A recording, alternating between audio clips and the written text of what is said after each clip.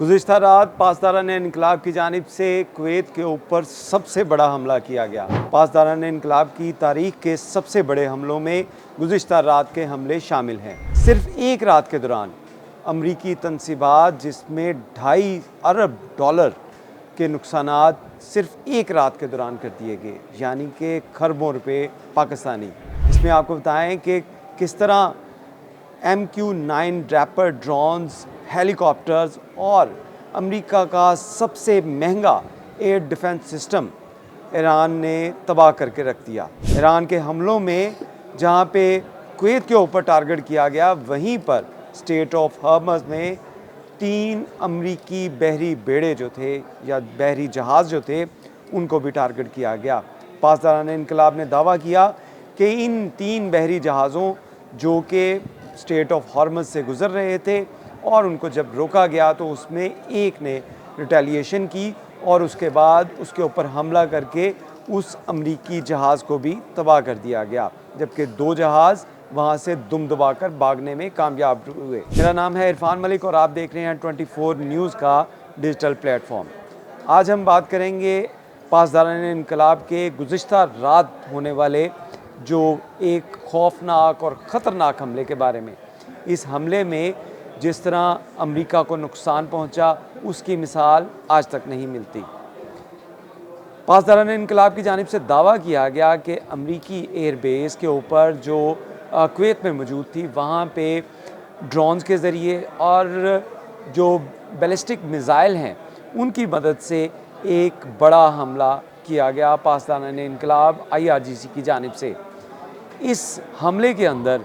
America का दुनिया का बेहतरीन एयर डिफेंस सिस्टम जिसमें थार्ड और उसमें थार्ड और पैट्रियट, ये 2 डिफेंस सिस्टम हैं जिनको मुकम्मल तौर पे पासदारान इनकलाब ने तबाह कर दिया। पासदारान इनकलाब ने यह भी दावा किया गया कि इसी हमले के दौरान अमरीकी एयरबेस के ऊपर जहां पे MQ-9 रैपर ड्रोन्स और उसके साथ साथ अपाची हेलीकॉप्टर समेत दीगर हेलीकॉप्टर वहाँ पे मौजूद थे, उनके हैंगर भी ज़मीन बोस कर दिए गए। हैंगर्स के ऊपर मुतअद्दिद ड्रोन्स भी मौजूद थे, हेलीकॉप्टर्स भी मौजूद थे और उसके साथ साथ पासदारान इनकलाब ने यह भी दावा किया कि स्टेट ऑफ हॉर्मज़ से जो वहाँ पे क्योंकि बारूदी सुरंगें लगा दी गई हैं और इन बारूदी सुरंगों से गुज़रने वाला कोई भी जहाज़ जो है वो पासदारान इनकलाब या IRGC की मर्ज़ी के बगैर वहाँ से नहीं गुज़र सकता। इसी रास्ते से 3 अमरीकी जहाज़ जो थे इन्होंने गुज़रने की कोशिश की, लेकिन पासदारान इनकलाब ने जब इनको रोका तो उसमें से एक जहाज़ से पासदारान इनकलाब के ऊपर हमला भी किया गया और उस हमले के जवाब में पासदारान इनकलाब के जो खुदकश जो कश्तियाँ हैं वहाँ पर, उनकी मदद से उस जहाज़ को धमाके से उड़ा दिया गया और अमरीकी बहरी जहाज़ जो था वो समंदर की तह में डूब गया। इसके साथ साथ 2 जहाज़ जो थे वो वहाँ से वापस जाने में कामयाब रहे। इन तमाम कार्रवाइयों में अगर इन पासदारान इनकलाब के दावों की हकीकत देखी जाए तो इसमें ये जो मजमूई तौर पे अगर इसका तखमीना लगाया जाए तो ये 2.5 बिलियन यानी कि $2.5 अरब जो है उसका नुकसान पहुंचाया गया सिर्फ इस गुज़िश्ता रात के हमले में। इसके साथ साथ अगर देखा जाए तो जिस तरह इसमें इतने बड़े जो एयर डिफेंस सिस्टम थार्ड और पैट्रियट हैं इनको तबाह किया गया, इसकी वजह से कुवैत के अंदर अब कोई भी जो ईरानी या पासदारान इनकलाब या IRGC की जानिब से जो भी हमला किया जाएगा उसको किसी सूरत नहीं रोका जा सकता, क्योंकि ये एयर डिफेंस सिस्टम ऐसा एयर डिफेंस सिस्टम था जो फ़िज़ा के अंदर किसी भी बड़े बैलिस्टिक मिज़ाइल को, ड्रोन को टारगेट कर सकता था और उसको रोक सकता था। लेकिन जब ये तबाह हो गए हैं तो उसके बाद अब कोई भी मिज़ाइल जो है वो बग़ैर रोक टोक के ईरान की जो कुवैत की हर उस जगह के ऊपर टारगेट किया जा सकेगा जहाँ पे IRGC कर सकेगी। इसी हमले में आपको ये भी बताते चलें कि जो थार्ड और पैट्रियट एयर डिफेंस सिस्टम जिसको तबाह किया गया है, अगर इसके बारे में बात की जाए तो जो इंटेलिजेंस की रिपोर्ट्स हैं पेंटागन की, उसमें ये बताया गया है कि कोई भी ऐसा एयर डिफेंस सिस्टम जिसको ये नुकसान पहुंचाने का दावा किया जा रहा है, अगर इसको नुकसान पहुंचता है तो इसमें इसको दोबारा से वहाँ पे इंस्टॉल करने के लिए, वहाँ पे दोबारा से इसकी वर्किंग स्टार्ट करने के लिए 2.5 से 3 साल का अरसा दरकार है। यानी कि 3 साल से पहले जो है वो कुवैत का दिफा या अमरीकी एयर बेसिस का दिफा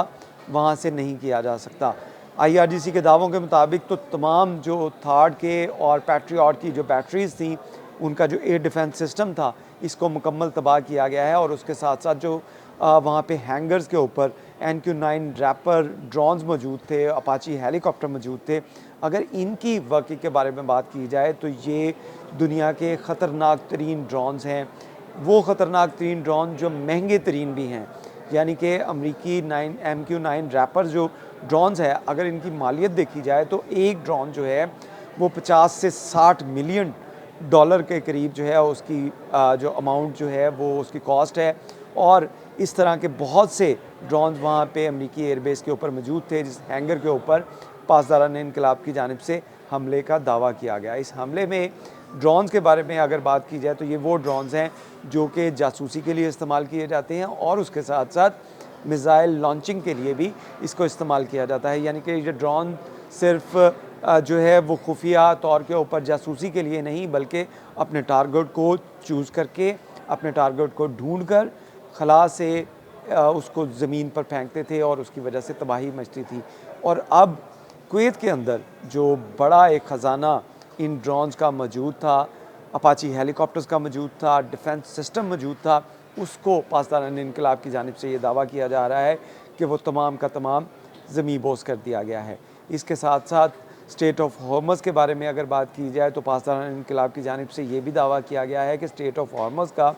तमाम तर जो कंट्रोल है वो IRGC के पास है और कोई भी जहाज़ वहाँ से गुज़रेगा तो IRGC की मर्ज़ी के बगैर वहाँ से नहीं गुज़र सकता। और ये 3 जहाज़ वही थे जिन्होंने IRGC की मर्ज़ी के बगैर वहाँ से गुज़रने की कोशिश की, जिसके जवाब में एक अमरीकी जहाज़ जो है वो समंदर की तह में तबाह कर दिया गया है। जबकि इसके साथ साथ अगर बिलियन डॉलर्स की बात की जाए, बिलियन डॉलर तो दोबारा से अमेरिका छाप भी सकता है क्योंकि उसके पास अपना जो है वो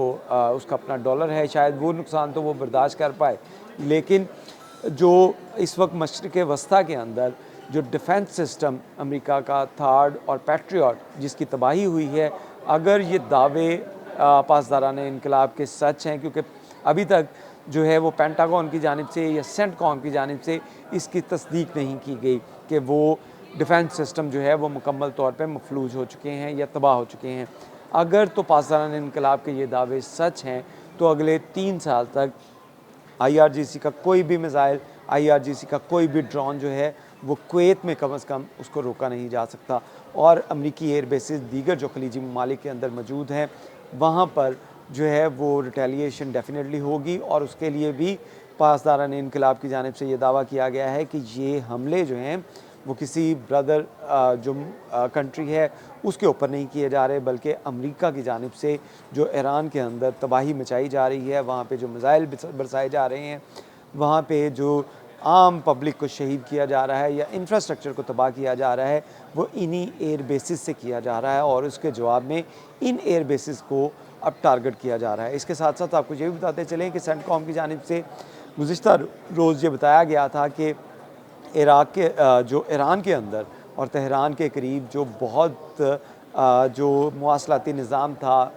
डिफेंस टावर्स थे, उनको टारगेट किया गया है। उसके जवाब में पासदारान इनकलाब ने कुवैत में जो वहाँ पे एयर डिफेंस सिस्टम के लिए जो मवासलाती निज़ाम और टावर्स हैं उसको निशाना बनाया है। यानी कि अब ईंट का जवाब पत्थर से दिया जा रहा है और पासदारान इनकलाब की जानिब से ये कहा जा रहा है कि जिस तरह का हमला किया जाएगा उसी तरह का जो है रिटेलिएशन और उस तरह का जवाब जो है वो ईरान की जानिब से दिया जाएगा अमरीकी एयर बेसिस की टारगेट करने की सूरत में और अमरीकी जो इंस्टॉलेशंस हैं उसको टारगेट करने की सूरत में। तो इस सूरत हाल के अंदर जो गुज़िश्ता रात जो हमला किया गया IRGC के मुताबिक, उसमें जहाँ पे $2.5 अरब का नुकसान किया गया अमेरिका का, वहीं पे अमेरिका कुवैत के अंदर 2 से 3 साल तक, अगर ये दावे ठीक हैं तो 2 से 3 साल तक किसी भी जो है वो मिसाइल या ड्रोन्स को अब रोकने की सलाहियत नहीं रखता। और यही वजह है कि अगर तो ये डिफेंस सिस्टम इनके मुकम्मल तौर पे तबाह हो चुके हैं, जैसा कि IRGC का दावा है। उसके बाद खलीजी ममालिक जो हैं वो अमेरिका की जो सपोर्ट उनको हासिल थी, जिसके लिए उन्होंने वहाँ पे अमेरिकी एयर बेसेस बना रखी थी, उसके ऊपर भी एक सवालिया निशान होगा कि अरबों डॉलर की इन्वेस्टमेंट करके जिस तरह उन खलीजी ममालिक ने अमेरिका को यहाँ पे एयर बेसेस तैयार करने में मदद की, उनके यहाँ पे फ़ौजी और साजो सामान को यहाँ पे रखा, और अगर उसके बावजूद भी अगर उन ममालिक की हिफाजत नहीं हो सकती तो ये अमेरिका के लिए एक बड़ा दचका साबित होगा, और इन खलीजी ममालिक को भी अपनी राह जो है वो दुरुस्त करने की ज़रूरत होगी कि वो अमेरिका को यहाँ से निकालें और किसी पायदार अमन की जानिब आगे बढ़ सकें। बहुत शुक्रिया।